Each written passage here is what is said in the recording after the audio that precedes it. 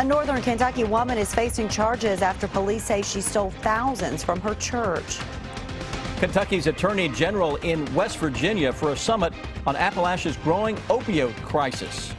After a brief chill down, it is full steam ahead toward a warm Halloween weekend. We'll break it down coming up.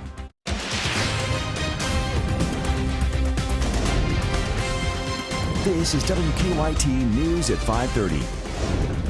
Good evening. She's accused of stealing thousands of dollars from the church where she worked. State police say 59-year-old Dorothy Colleen Barth of Butler had stolen more than $50,000 in less than a year.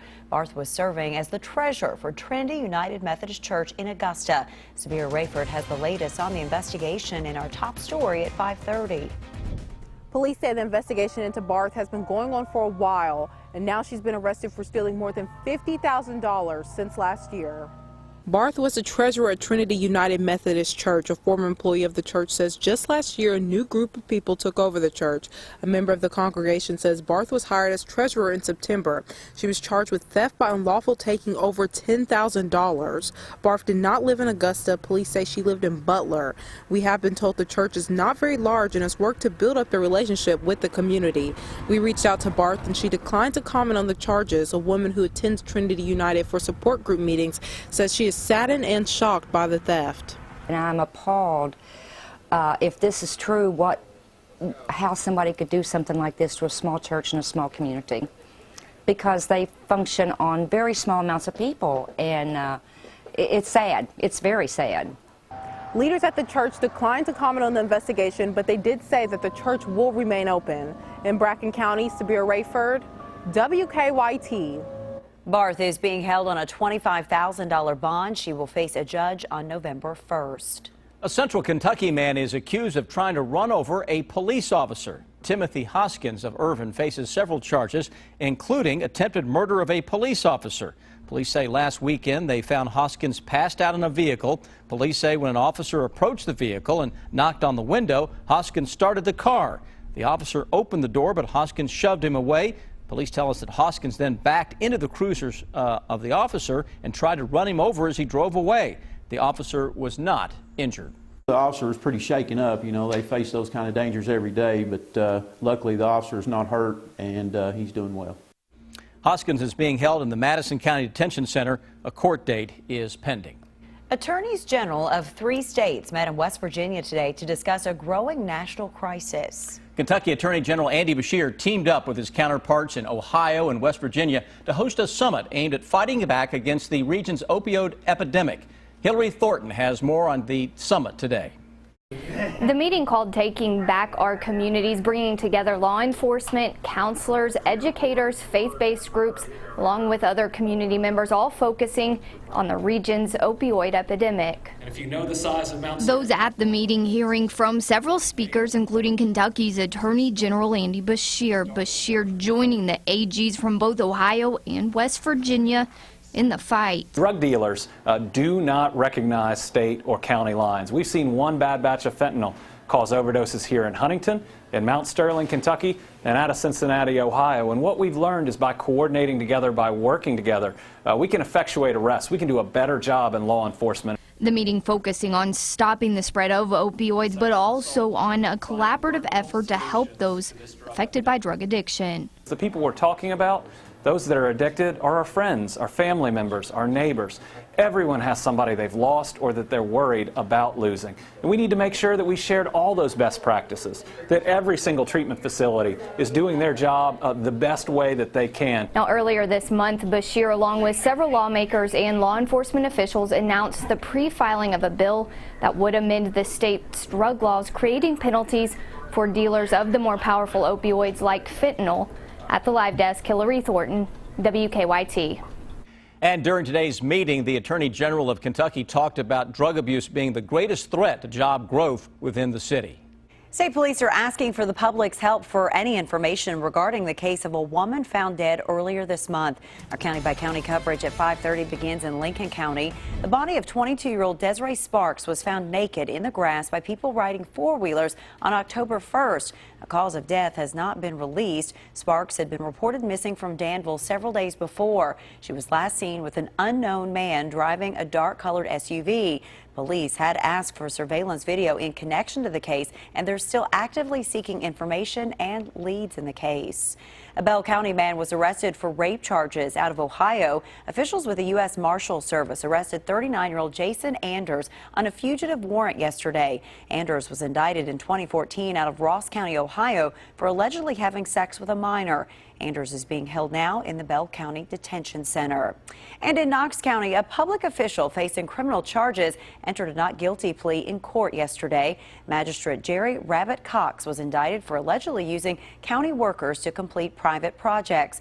An indictment alleges that between June of 2013 and June of 2014, Cox had more than $5,000 worth of gravel and culverts installed on private property. The charge is a felony punishable up to 5 years in prison. The trial is set to begin December 27th.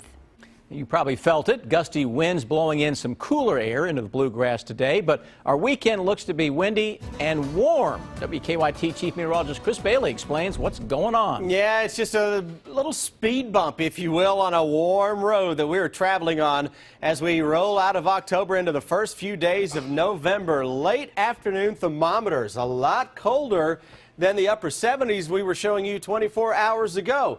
59 Frankfort, low 60s Moorhead, Lexington, cooling it down into London with that front that is on the move, and a mix of sun and clouds across southern Kentucky. A lot more clouds in the north. Take a look at the numbers. 18 degrees colder into Covington than what folks on the Tennessee border are now experiencing, with low 70s there. That's the boundary that is slowly working its way on in from northwest to southeast. If you're out this evening, it's a cooler wind that is blowing. Northern Kentucky a lot colder than everybody else. We will drop it quickly through the 50s, and by 11 o'clock, with a few stars that will be shining, upper 40s will begin to show up by that time. Defender radar network across central and eastern Kentucky, not a whole lot to really write home about in terms of precipitation. This front just never had a chance to produce a lot of rain. A little sprinkle or a light shower or two still possible into southeastern Kentucky, but watch on that future radar and satellite how quickly things begin to clear up. By midnight or so, then late tonight, tomorrow morning, a little touch of some fog may begin to fill in across the entire area. Halloween weekend forecast and the first few days of November with a September flavor to that forecast when I come back in about 10 minutes. Chris, we'll see you in just a bit. Thank you. A foundation trying to turn an old mountaintop removal site in Bell County into a wildlife center has received a major grant. According to our news partners at the Lexington Herald Leader, the White House announced a nearly $2 million grant yesterday to the Appalachian Wildlife Foundation to build water lines to the planned facility. The grant comes through an initiative aimed at boosting the economy in places struggling from a downturn in the coal economy. The foundation is working to get the center open in 2019. It would feature the country's largest elk restoration and viewing effort. We receive so many items in the mail and on social media these days that are either a scam or trash, that sometimes the important items are overlooked. Linda has our good question tonight. She says, I received a U.S. Census Bureau envelope in the mail which contained a website address to respond to. A letter enclosed from the director of the U.S. Census Bureau said our household had been randomly selected to complete a very important national survey, and says I'm required by law to respond to this survey. I'm concerned as some of the questions are personal. Is this legit? We checked it out, and yes, Linda, this is legit, and yes, you're required by law to reply to the survey and return it. According to our consumer expert, Heather Clary at the BBB, there are reasons for the questions. She says the information is used to determine infrastructure needs and the giving out of state and federal funds in those areas in the future. For example, the survey asks how many vehicles are at the home so that officials can get an idea of whether the roads in that area will need expansion. It asks you how to heat your home, a project for future energy needs and air quality issues. You're required by law to reply to the survey and return it. Your identity is protected, and the U.S. Census Bureau would never ask you information, for example, about your Social Security number, your money, or credit card information. So it is legit. To submit a good question, send an email to goodquestion@wkyt.com. First responders work to save victims in a mock tornado drill. That story just ahead on WKYT. I'm Bill Bryant. The latest from the presidential campaign trail, and the Kentucky League of Cities puts out a wish list for the state legislature ahead of the 2017 session. The bottom line is ahead. I'm at the Valley View Ferry where divers will return on Saturday to continue looking for human remains. Coming up at 6, we'll tell you what the coroner says they'll do with those remains once their part in the investigation is finished. Keep up with the latest news on WKYT.com. Join the conversation on Twitter and become a part of the WKYT Facebook family. The presidential race looks to be tightening with just 12 days till Election Day. And the Kentucky League of Cities wants to send more state money to city road projects. Bill Bryant has details in the bottom line. Good evening. Donald Trump is again raising the prospects of election rigging by pointing to unsubstantiated reports out of Texas that some voters have had their ballots changed. Trump tweeted today there were a lot of call-ins about vote flipping. The Republican nominee who is campaigning in Ohio today also says there are big lines in Texas and that people are, quote, not happy. Hillary Clinton's lead over Trump has narrowed in some polling. A Fox News poll has the former Secretary of State up 3 points nationally over Trump. Other polls show wider leads for Clinton. Clinton campaigned in North Carolina today with First Lady Michelle Obama. There is a push to send more state dollars to cities and towns across the Commonwealth to help them with streets and roads. It's the #1 priority of the Kentucky League of Cities ahead of the 2017 legislative session. Kentucky Today reports the league also wants cities to be able to pass a 3% restaurant tax and for flexibility in how that could be spent. Cities are also asking for state help in fighting drug problems, and they want to be able to put legal notices online rather than having to buy space to print them in newspapers.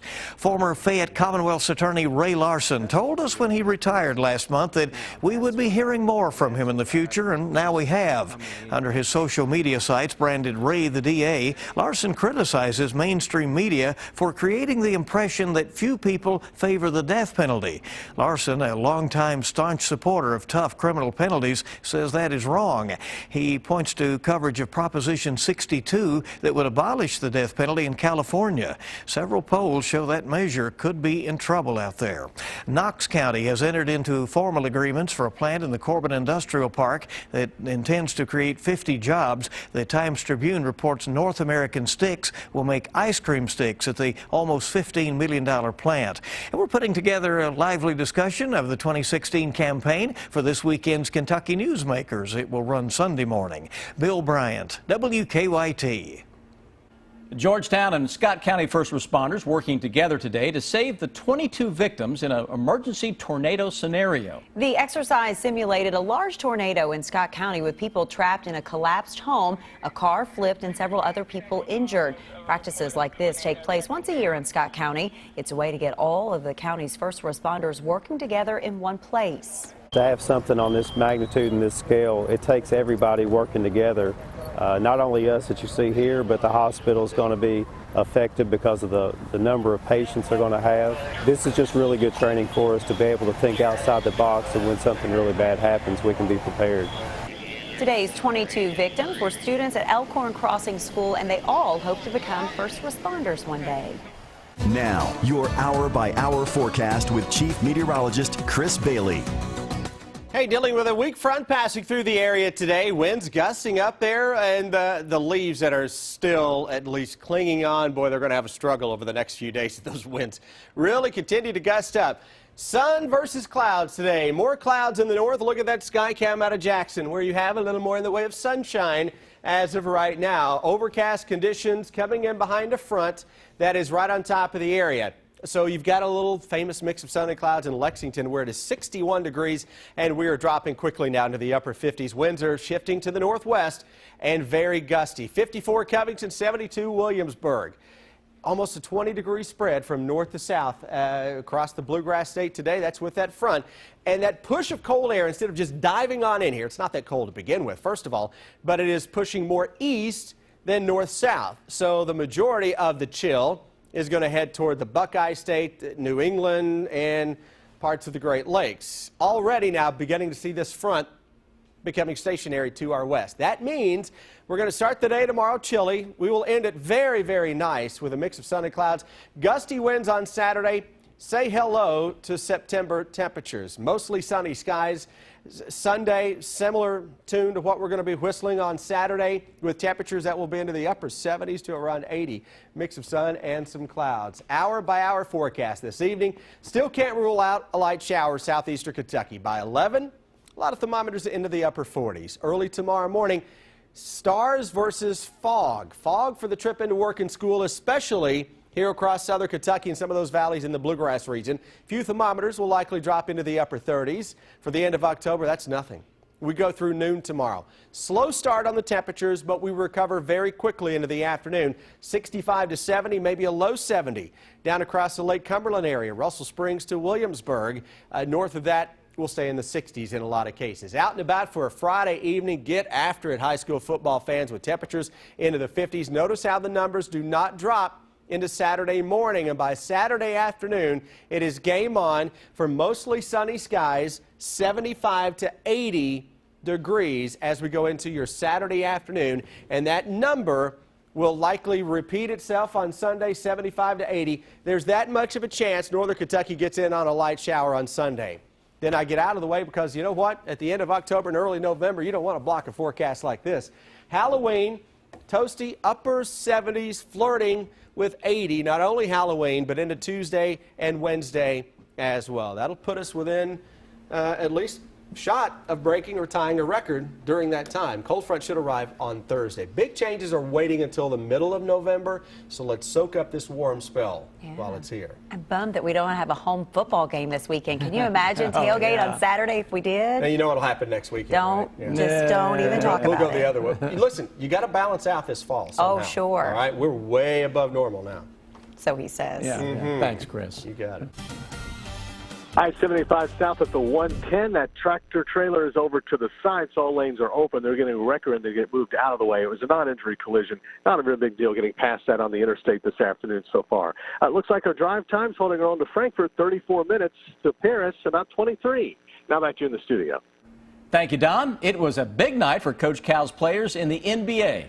Cal was proud last night. Some of his guys really lighting it up as they open the season. And Calipari went to the World Series last night. He has some good memories of Indians manager Terry Francona. That's next on WKYT.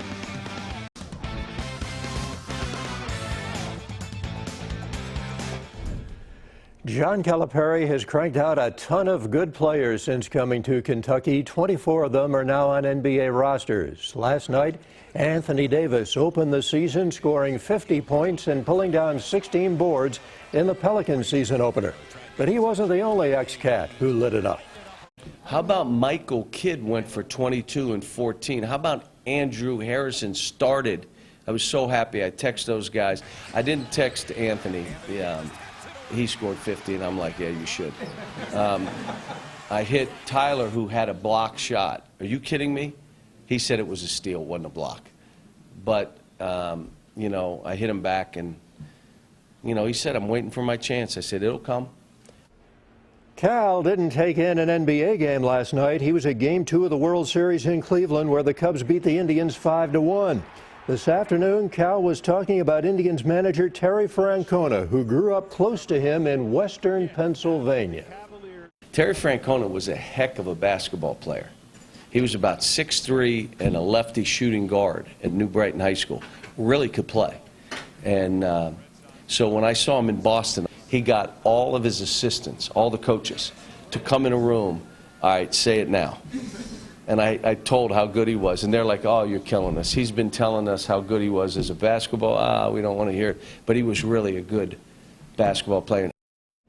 And right now, Calipari getting his team ready for its first exhibition game. That is against Clarion, 7 o'clock Sunday night. You can see it on the SEC Network. The Wildcats face Missouri Saturday on the road. They'll be trying to avoid the hangover of that emotional win against Mississippi State. Now, the Tigers are a 5-point favorite, but the Cats say they have finally put together a complete game, and they're confident heading out to Columbia. It validates a lot of the work that we put in, I guess, so far, but it's easy to get caught up on a good win, and that's what we're trying not to do. So, I mean, this week we're moving on, and we're trying to focus on Missouri. Confidence is good. You know, Jeff Bidet had an outstanding game, and I think we put four quarters together. That's something that we've been trying to focus on each week in and out, and then we're taking on a Missouri team who's very confident right now, who's a great team at home. So we're just trying to build this up and try to get another consecutive SEC win. Well, it was a big win. Can they get another one? Out in Columbia for an early game kickoff at noon on the SEC Network. In the next half hour, we'll hear from Derek Willis. Has Calipari calmed down? Willis answers that question in the next half hour. Stay with us.